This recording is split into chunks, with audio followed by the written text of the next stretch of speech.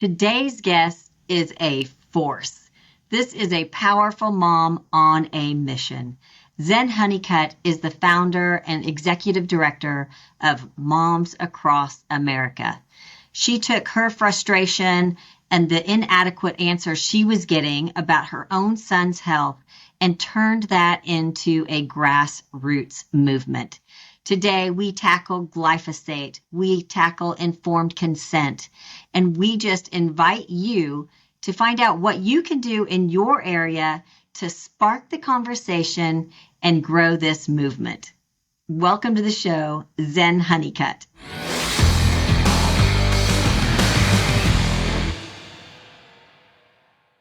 Hello, everyone, and welcome again to another edition of the Meehan Mission podcast.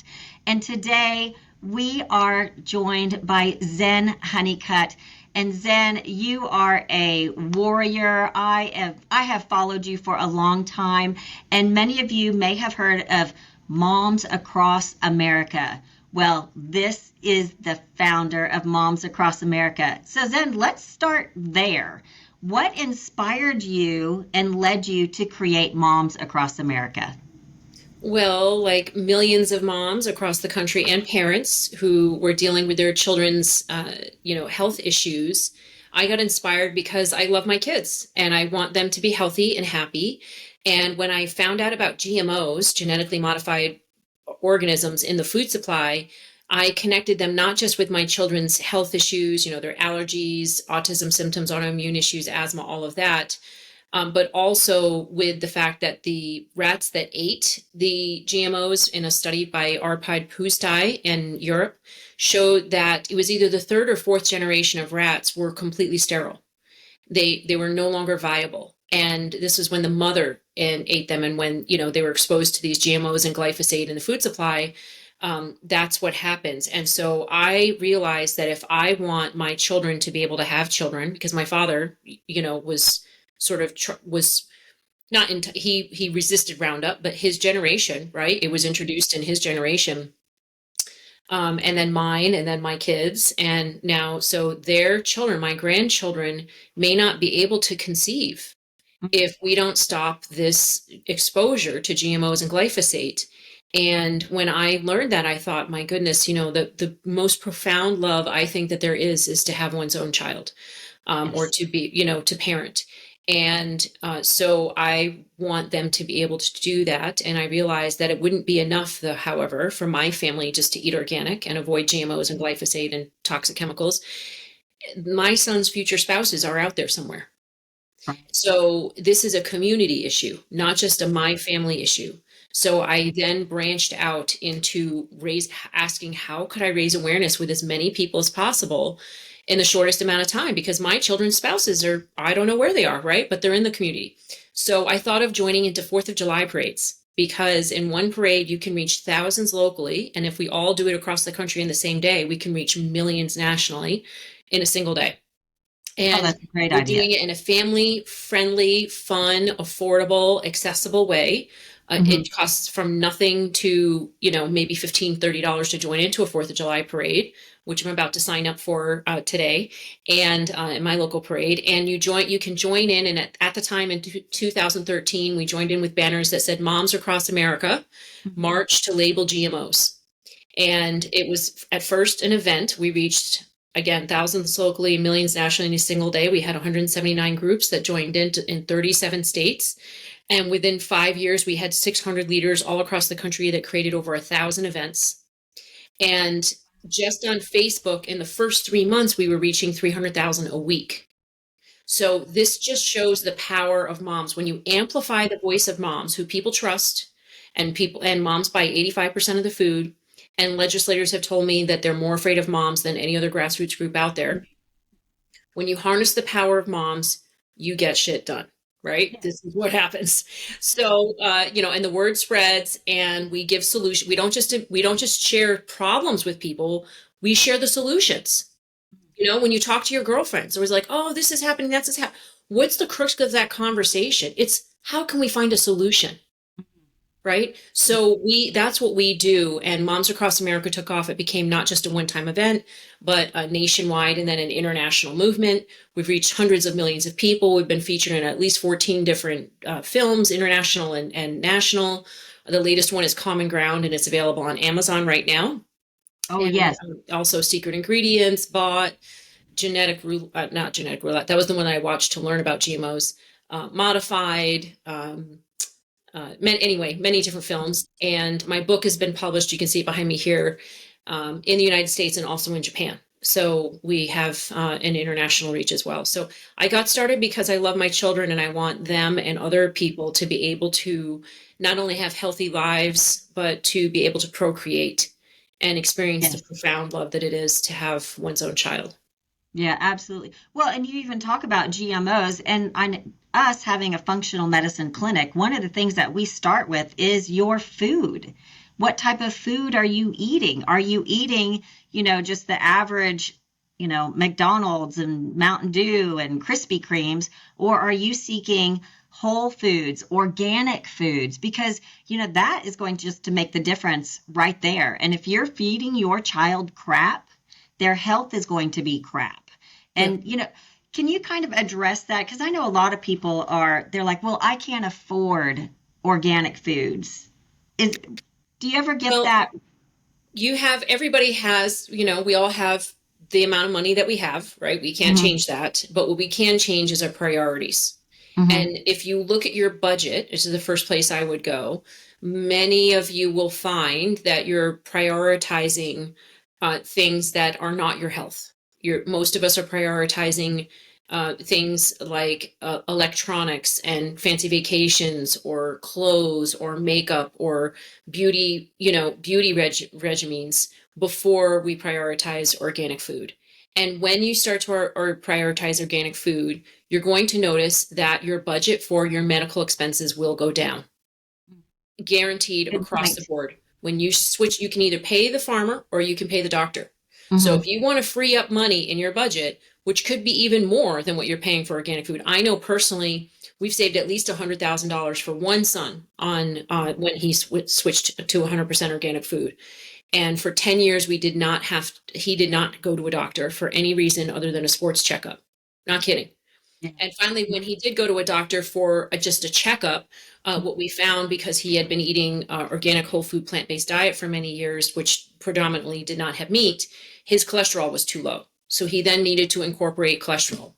So besides that, he needed to eat more meat and eggs and things like that. So, um, you know, for us, it's we can't afford to not eat organic because my children's health issues, their allergies, their autism symptoms, their autoimmune issues, their asthma, all of those things cost so much money.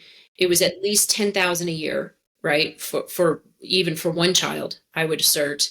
And I have three boys that have all been eating organic, and there's one or two of them that don't eat organic sometimes, and they feel it, they notice it, they get either eczema or they have autism symptoms, they have erratic behavior, and those issues flare up when they eat, when they choose to eat food that's conventional and sugar and wheat and glyphosate and GMOs and all of that. So I would just say that do a couple of things. Number one is buy organic as much as possible, and if you can't buy all organic, which what I really would strongly suggest you do if your child is having a flare up, like, or you have inflammation or some type of autoimmune issue or something, give your body a chance to heal and give it 100% organic for at least 2 weeks and see the difference. I would suggest a couple of months even to allow your body to heal. And you'll see that you'll sleep better, you'll feel better, you'll perform better in your job, in school, all of that. And that would be 100% organic.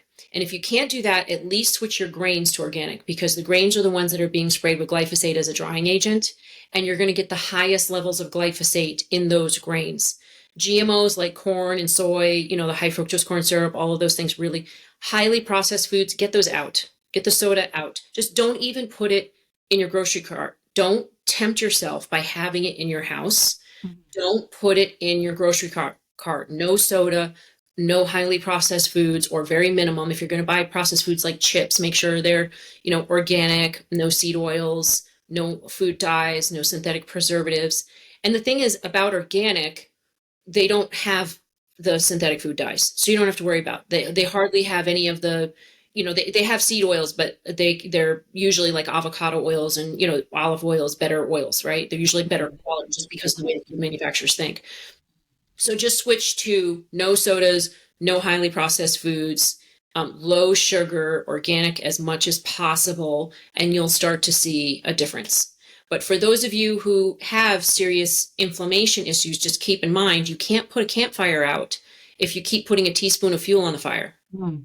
If you want the inflammation to go out, to go down, you want your body to heal, you have to stop putting the fuel in it. You have to stop, which is in this case, glyphosate and toxic chemicals and pesticides that create the inflammation in the body in the first place, right? You have to stop putting that in altogether. And then when you do, your body can heal. And over time, you will be able to put those foods back into your body at a minimum level, a piece of pizza at a birthday party or a piece of wedding cake at a wedding, or, if you really need to do a donut at church, that type of thing, you can. But if you're not inundating your body on a consistent basis with the offending chemicals and pesticides, then your body does fare much better. You sleep better. You feel better. You feel, you just live your life better.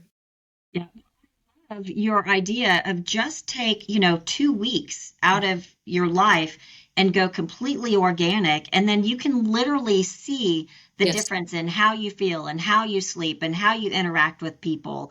And that is probably going to make your budgeting a higher priority to keep those organics in. I absolutely love that. But so many things are going through my head while I talk to you because, it just kind of pisses me off that people mess with our food and people don't even know it. And, I remember the food pyramid, I'm getting up there in age, and I remember the food pyramid, that big bottom of the food pyramid was like, grains and breads and all that stuff. And now you look at all the glyphosate in those. And I really want to point out and let people know that you and moms across America had a big play about Roundup. Mm-hmm. And thank you for making that. Now, is it true? Did Costco take it off their shelves?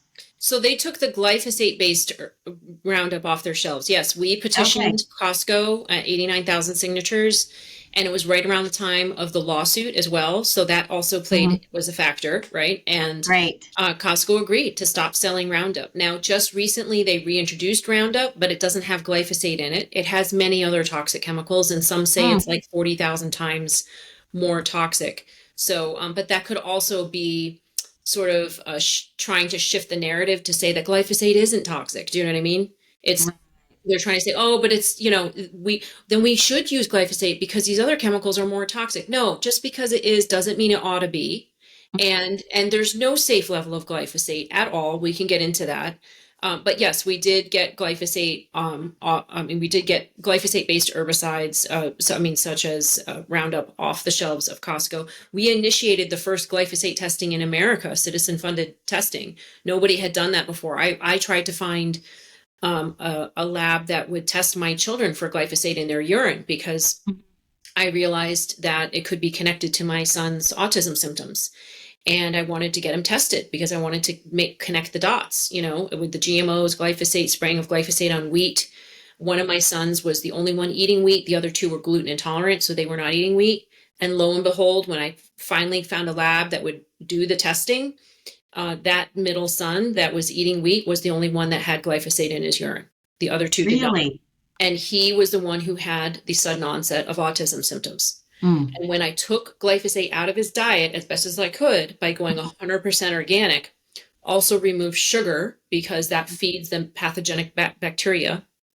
Also, by the way, at that time, I tested him and found he had the levels of glyphosate in his body, that of a farmer, right? He was not farming with glyphosate, but he was eating wheat sprayed with glyphosate. So he also had gut dysbiosis, C. diff, a whole host of fungi and bad bacteria in his gut. So we had to address that, unfortunately, with some antibiotics and antifungals, but we also did the sauerkraut and MSM by MRM and the gut lining, the gut colloidal fibers and things like that to heal its gut, and 100% organic and no sugar, because the sugar feeds the bad bacteria, as I'm sure your patients know. Mhm. So no sugar, and he had to do that through Thanksgiving and Christmas and all the way through to New Year's. So Santa Claus brought sugar-free candies, right? So yeah. So, but we did that and he did it and he felt better. And we noticed, not only was his glyphosate levels no longer detectable after 6 weeks, but his autism symptoms were gone and only came back when he Incredible. ate the sugary junk processed Mhm. food again. Mhm. So, which was at that point a very long time. He was much healthier for a very long time. Mhm. And so yes, so that was, I forget what your question was. Where did I go with that?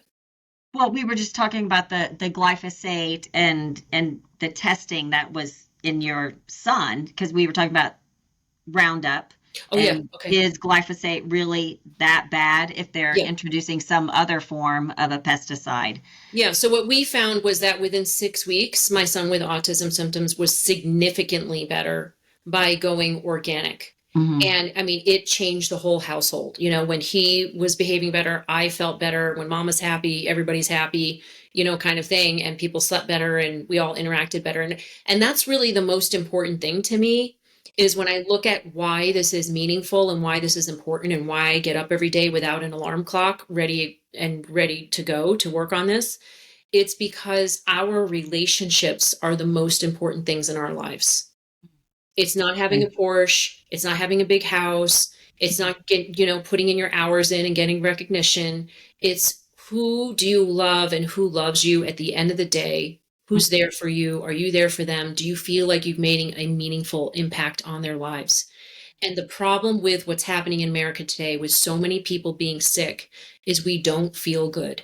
And when we don't feel good, we don't behave well in our relationships. We don't make good choices for ourselves.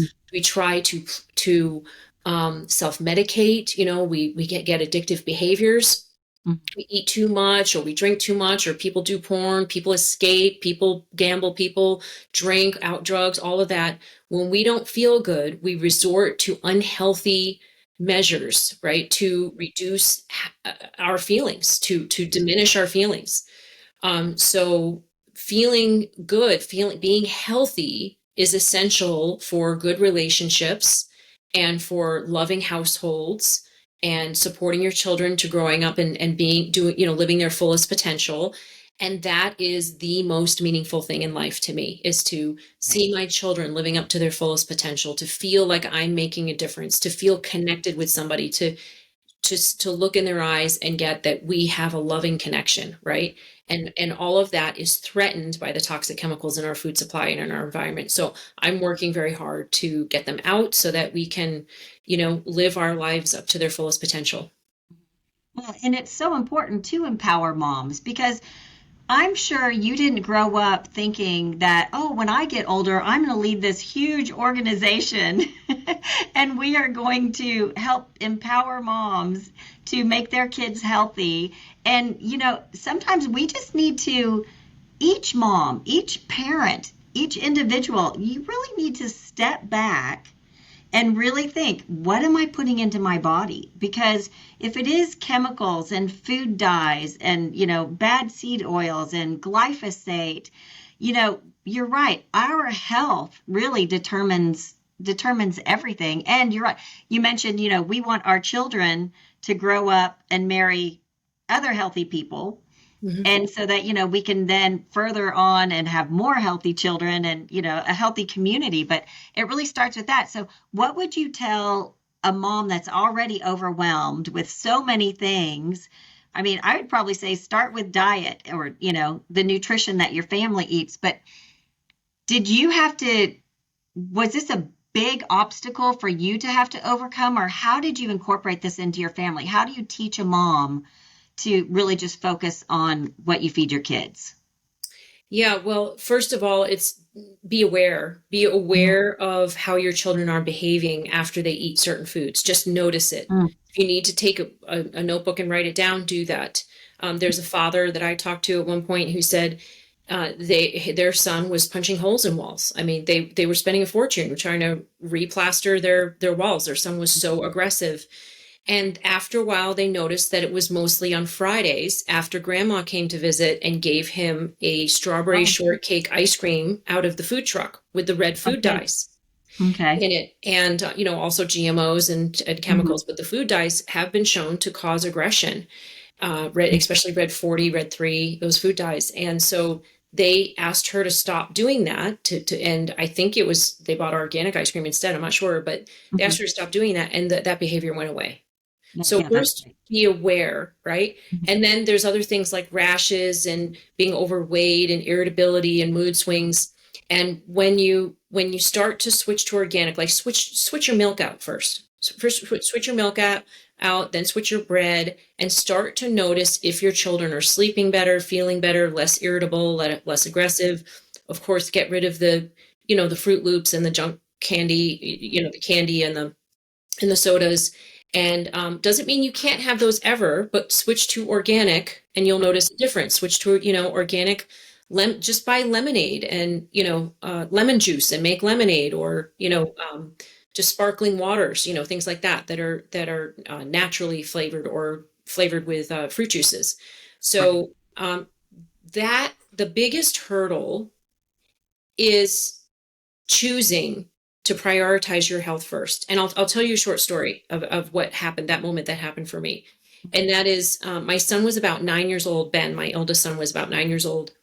And um, he looked at me. And one day he was at the breakfast table and he had a red line around his mouth and his lips were swollen and chipped and flaking and bleeding. And it had been on and off like that for 7 months, 2 weeks at a time, and we didn't know what was causing it. I had taken him to about 6 different doctors. They all said to slap a cream on it that made it irritable and hurt and made it worse.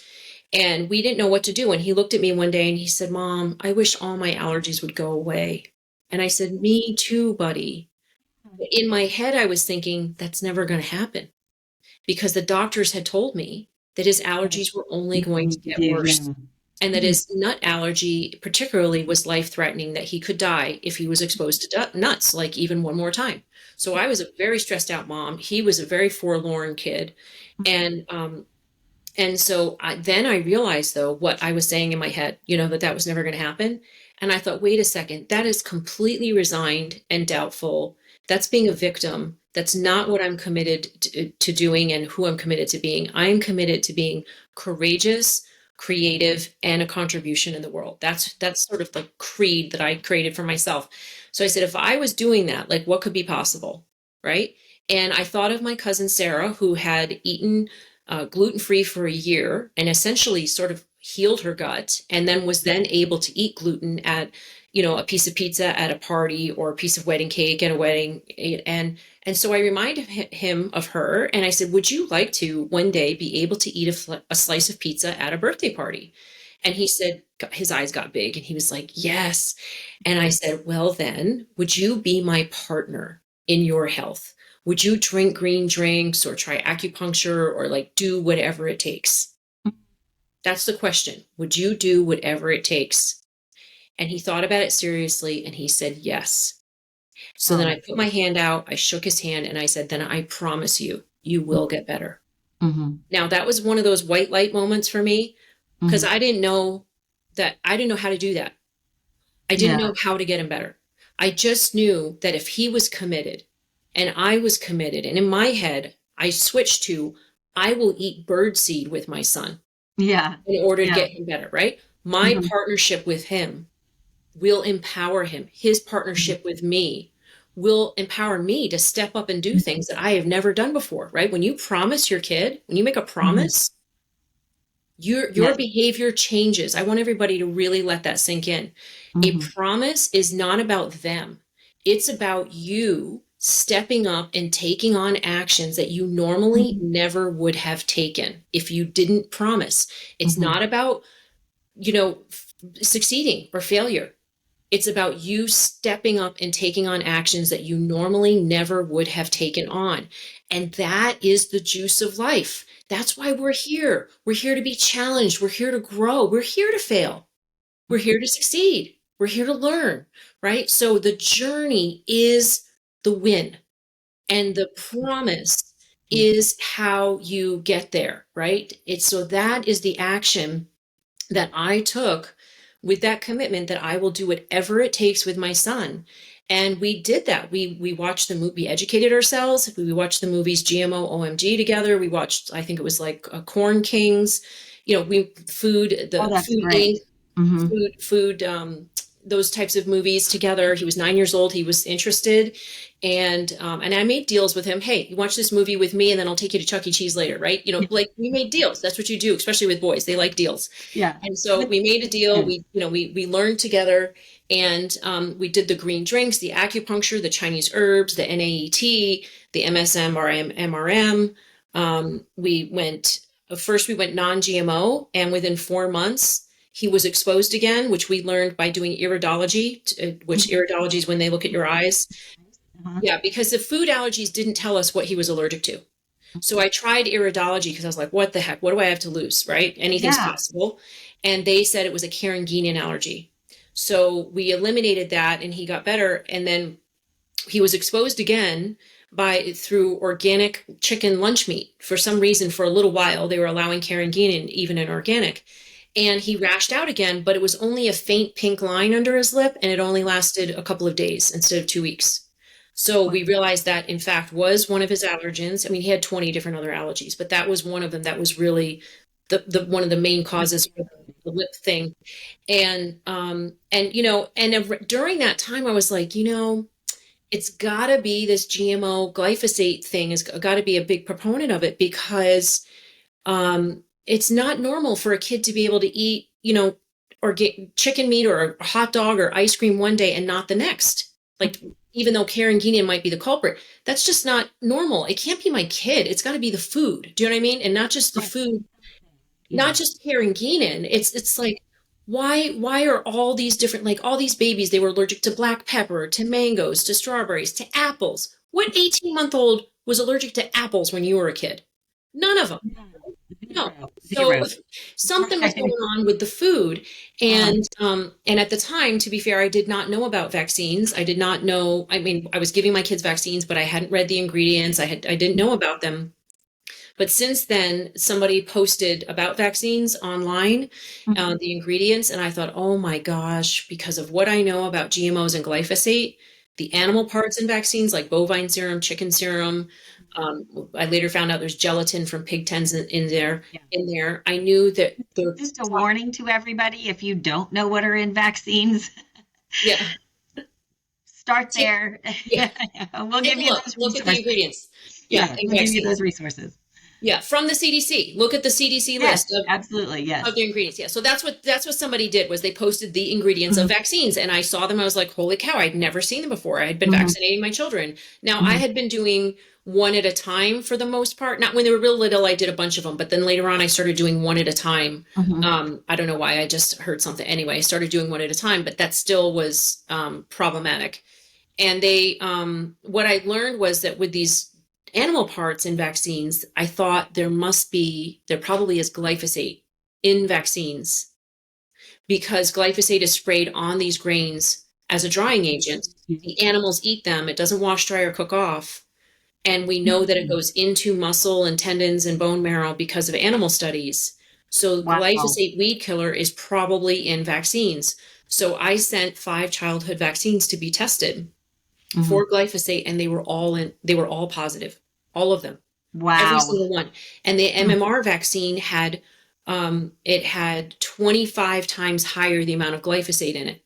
And then Mm. another scientist tested and confirmed our studies, our Mhm. testing. He tested 14 vaccines, 12 were positive, and his MMR vaccine was 34 times higher with the amount of glyphosate. And this is a very important fact because Andy Wakefield was vilified for saying that that the MMR vaccine in particular was connected to gut dysbiosis, Mhm. which was present in every child with autism, right? Or most children with autism. I don't know the exact wording. He never said that the MMR vaccine caused autism. He just said that the gut dysbiosis was connected to the autism, right?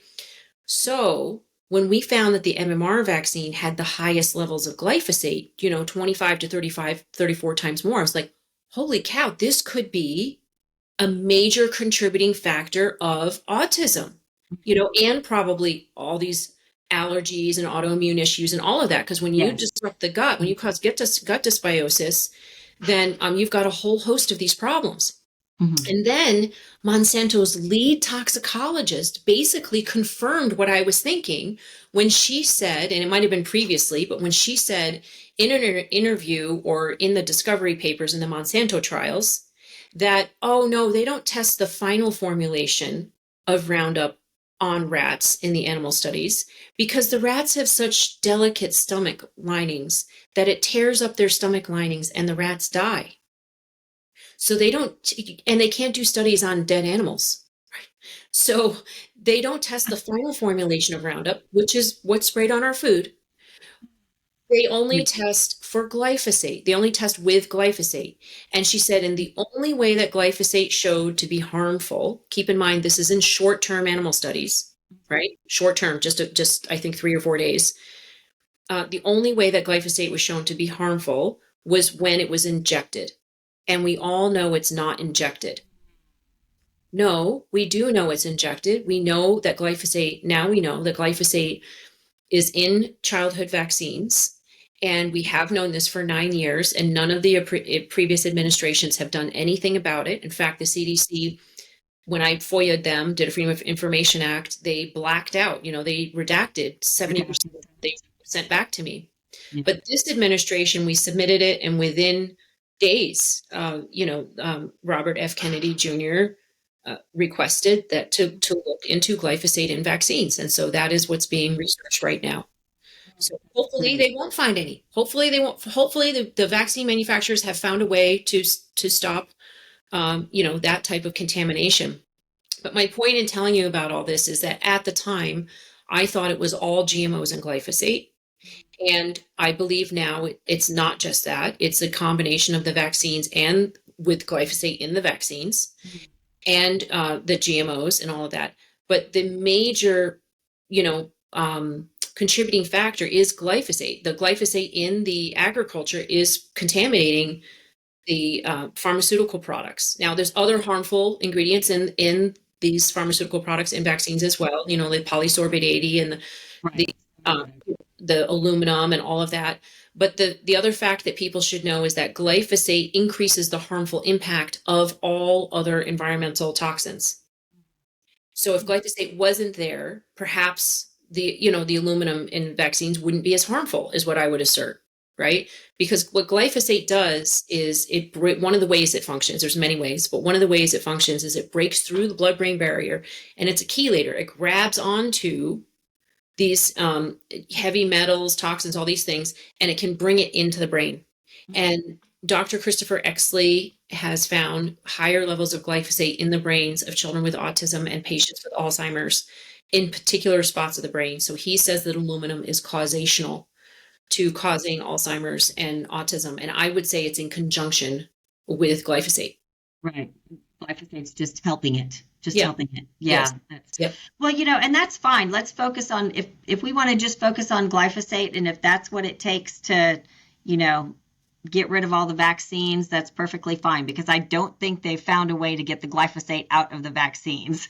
So I'm thinking that would be tricky. Yeah. And there's plenty of signs to show that the vaccines aren't safe or effective, even without the glyphosate issue. Right. But the glyphosate issue for me is a primary one, and I think could be extremely instrumental in reducing harm to people by having them be, number one, fully informed, number two, choosing not to inject their kids with toxic chemicals.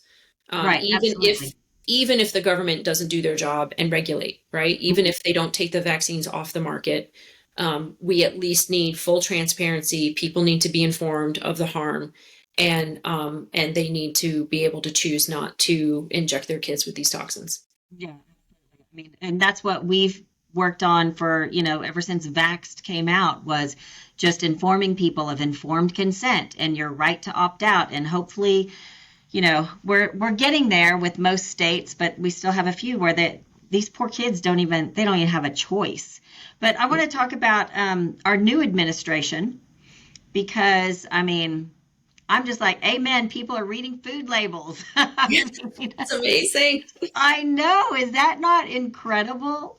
I It's mean, if incredible. and going back to, I wanted to touch on you being a great mom because you're right. You make a promise to your child and you make that commitment. I mean, you are leading by example to your child. And I always tell people in our Mindset Kids community that, our job as a parent is to take this little human and grow them up into a responsible and a productive adult that's going to make good choices and just by leading by example and giving them the promise and giving them the commitment, that's one of our basic jobs that we just need to check off and make sure that we do every day and lead by example. Yeah. And thank you for doing that for your son, and then also thank you for doing it for all the moms across America. But I do want to go to our new administration. So I know some people complain that nobody's doing enough fast enough, but I just want to tell people to please have patience. Look what we've accomplished so far. I Yes. mean, In what, less than 4 months? It's yes. amazing. I mean, Q1, this administration has done more than any previous administration for decades, for probably absolutely. 100 years, especially Absolutely. regarding our food supply. Yeah. Yeah. And our children's health that has just tanked over the past 30, 40 years. I mean, Yes. we've had just the spiraling descent of horrible health for our children. And nobody at the CDC, FDA, HS, nobody has researched really to find out what the problem is. And so, do you have hope? Oh, absolutely. I Yeah. have hope. And I have a huge amount of gratitude for what's happening right now. I mean, do I wish every mRNA vaccine was off the market right now? Yes, I do. Do I wish that, glyphosate would have been banned already? Yes, I do. Right? There are things that I wish would be done right away. But what people need to understand is that Bobby is appointed, right? Not elected. He's an appointed official. He can be unappointed any day. He is trying to get done as much as he can get done in the short time that he has in there without getting fired. He has to balance things. And also Absolutely. he has to do things that are low-hanging fruit now, like the wins, in order to get those, smaller Mhm. things done, like getting, food dyes out of the food system. I mean, that's not a small thing either, but Mm-mm. that's something that, is facing less sort of pushback than things like glyphosate, right? Mhm. Banning anything will bring lawsuits. He knows this better than anybody. He has sued the federal government and corporations 500 times. He knows how they work. He knows how sneaky they are.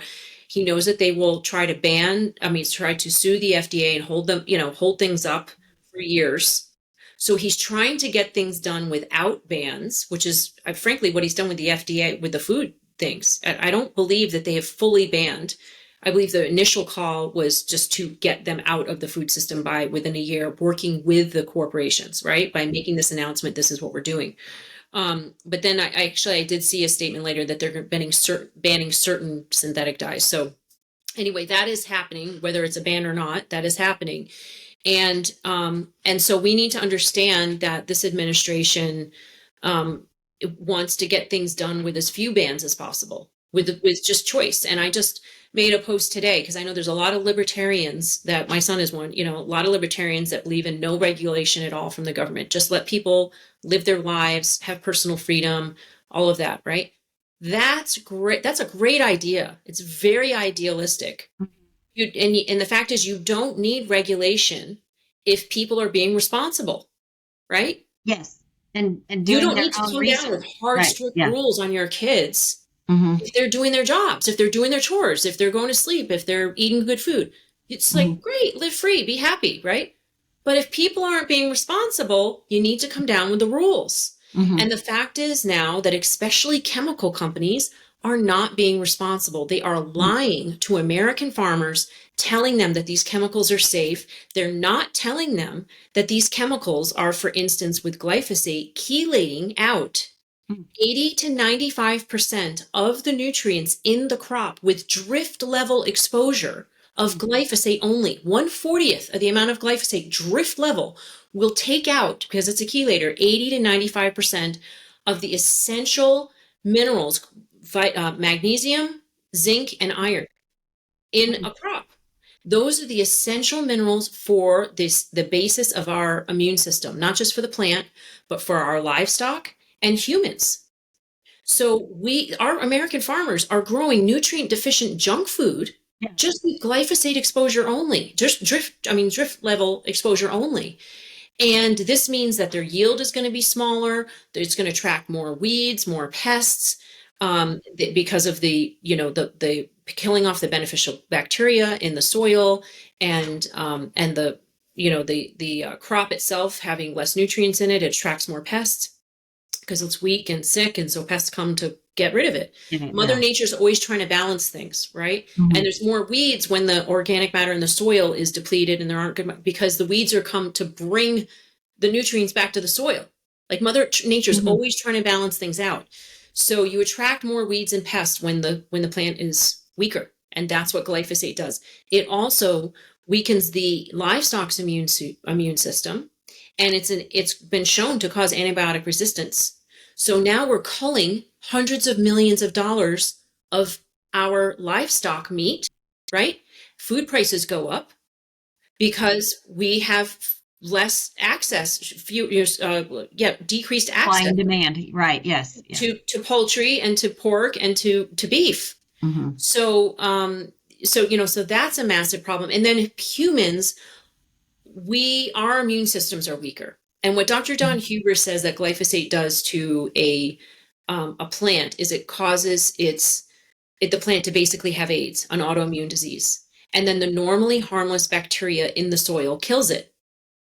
And if you think about it, that's what's happening to Americans today. The normally harmless bacteria, viruses, we had more COVID deaths than anywhere in the world, mold, and parasites like Lyme disease are harming us and killing us unlike ever before. These types of sicknesses did not happen when we were kids.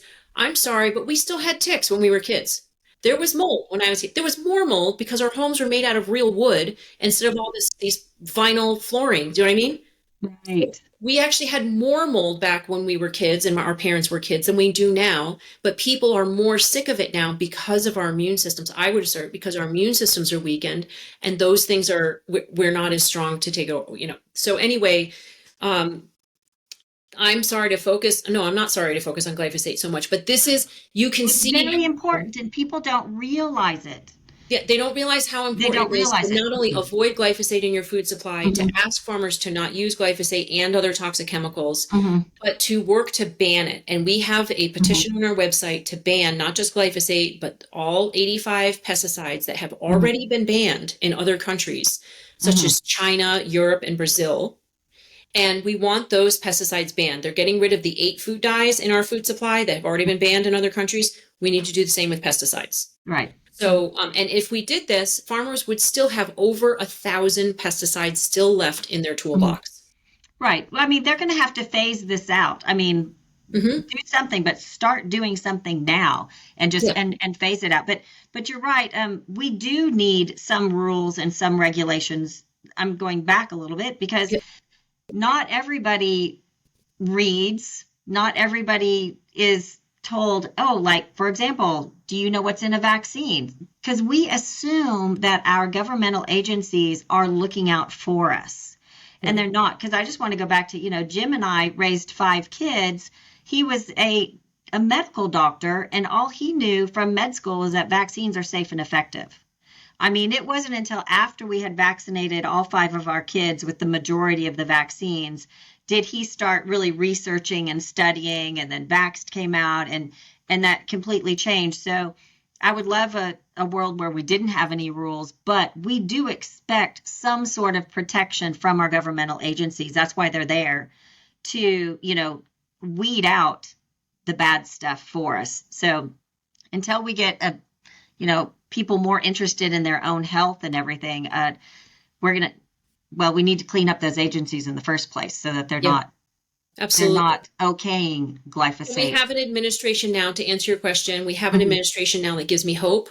I mean, for Yeah. Trump to say, and I was not a Trump fan previously, I've Hmm. been vocal about that, but Hmm. if when Trump said the words pesticides, autism, autoimmune disease, and Hmm. cancer in the same sentence on a presidential platform, I cried.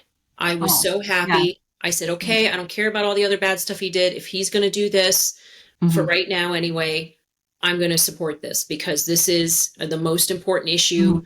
in America right now is our health. Without health, we can't do anything Hmm. about homelessness, jobs, Absolutely.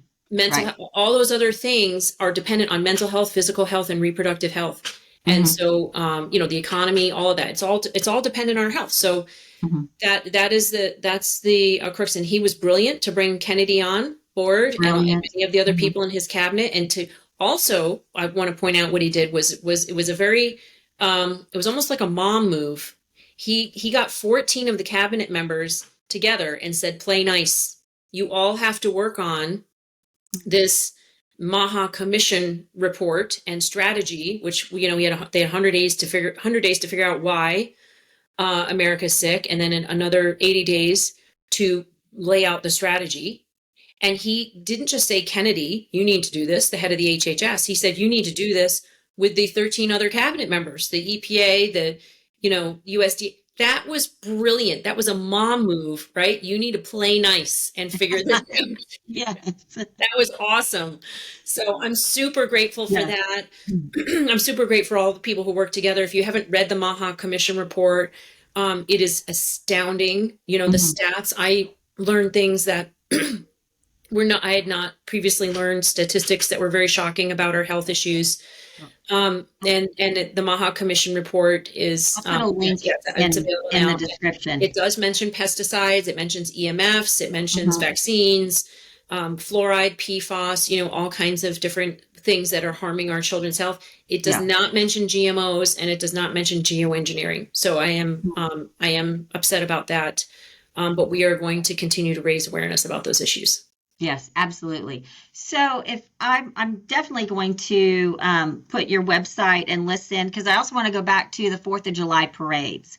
Is there, if someone wants to do or participate in a Fourth of July parade, is there a list of contacts of maybe somebody in their area is already doing a Fourth of July parade? So yeah, Or so we're just getting our this up today. I don't know. Are we airing today? No, we're not airing today. When are no, we? no, you've got probably 7 to 10 days. Okay. Hmm. So on our website, momsacrossamerica.org, under Hmm. events, and there's a tab right on the front page that goes directly to the events, you Hmm. will find the parades that people have hosted already. Okay. We're just getting started with this. And also you can post your own parade. That's what we encourage everybody to do, is if you Okay. don't see a parade listed near you, then be the facilitator. Be the one you have to Hmm. register your group with your town hall. Some people you have to do this a month in advance. It might be too late, but for most people, you can do it up to 2 weeks or even the day before. So Okay. you can or some people just show up and they join in, right? So Hmm. you can join into your 4th of July parade. You can order a banner and t-shirts and bags and flyers. We invite people to hand out flyers to invite people in your town to get together at a large group, a gathering maybe at a park about 2 or 3 weeks after this so that you can connect. And the inspiration for that, all of that will be on our website, momsacrossamerica.org.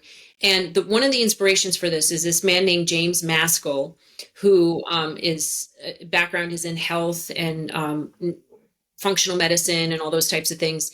He created a group. He wrote a book called Community Cure, and one of the stories that he tells is that a little town called Frome in out of the UK wanted to heal their loneliness in the town. And what they did was some people wore green lanyards that had a QR code on it, and they encouraged every single person in the town to join a group, a men's church group, a women's knitting group, a gardening group, a hiking group, right?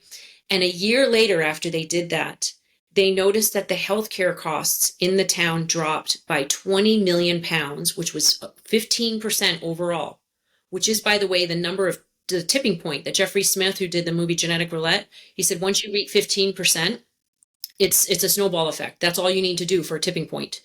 So their healthcare costs dropped 15%, and the ER visits dropped by 45%. Wow. That means 45% less like heart attacks, suicide attempts, right? allergy, life-threatening allergy visits. So the community can cure each other. We can support and cure. We don't even need the government, right? We can do it on our own if we connect with each other, we support each other. So we're inviting people to join in 4th of July parades, pass out these flyers, to have a gathering 2 or 3 weeks after the parades, get together, and then hopefully we invite you to plan a larger event in the month of October, like October 11th is what we're suggesting. We mentioned the 18th, but that conflicts with another big event. So whenever you can, but October 11th ideally. And if we had, say, for instance, 1,000 events across the country, this is also National Children's Health Month. National Children's Health Month, right? October. And so let's just say we had events all across the country on October 11th, and Bobby could Zoom in, but live, right, to these events and talk. That would be fantastic. But also each event we're hoping would have 50 local practitioners, like acupuncturists, naturopaths, homeopathic doctors, chiropractors, all of those types of energy healers, practitioners that would have booths and, TED Talk style curated talks, workshops, and they would connect people with the resources to heal themselves. Herbalists, tinctures, yoga, physical fitness trainers, health coaches, all of that. And we have a template for that on how to do that. And it's going to be amazing. And so we encourage people and at those events, there would be a QR code where everybody could get connected to their local groups. So that's what we invite people to do. And in doing this, we're going to have a database, each host will have a database of people locally that can be tapped into to support local initiatives. Like let's just say 5G towers are going up everywhere. We can alert those people and say, hey, let's show up at the city hall. We can say, hey, there's legislation happening in our state to pass things like these pesticide immunity bills, which they're trying to do right now in North Carolina. They're trying to get complete immunity from lawsuits so that if you get cancer from any one of 15,000 chemicals that are allowed in our environment, you won't be able to sue. That kind of nonsense has to be stopped, but we have to be able to activate people in our states, right, to do that. So these types of groups would activate, would mobilize, strategize, and activate people, organize people to get activated in our communities. And so we're talking about that every day now until the parades. And then after the parades, it'll be like, hey, let's do, local events and National Children's Health Month. And we hope you will get involved. And if you don't think that you can be a leader of that type of, we're hoping 1,000 people at 1,000 events all across the country. And if people learn things and then they go out and share with 300 people, we could reach 300 million Americans. We can do this. That's the number. That's great. Yeah, but if you think that you can't be the leader for this, then I would invite you to go find a leader. There are event planners out there. There are people who are event planners. There are chiropractors who have wives that want to plant events, right? There are people who want to do this kind of thing. Just speak it and it will come. When we do what we love, all the world conspires with us. And so right now we are conspiring for health and freedom. And I invite you to be the one in your town, in your community, to be the one that brings on, that cultivates, that creates health and freedom. And when we do this, it will be so much more of a beautiful world, and our relationships will be wonderful, and we'll be healthy and happy. It'll be amazing. Absolutely. Zen, I mean, you are the example because you were one mom that started this, and not every mom needs to be the leader. They can be part of the community and just join in and support one another. And I'm so proud of what you've done and how far you've come and the reach that you have now. And thank you so much for your time today. And hopefully we've inspired another mom or another dad to get involved and help spread awareness in their community. Thank you so much. I appreciate you, Kathy. Take care, everybody.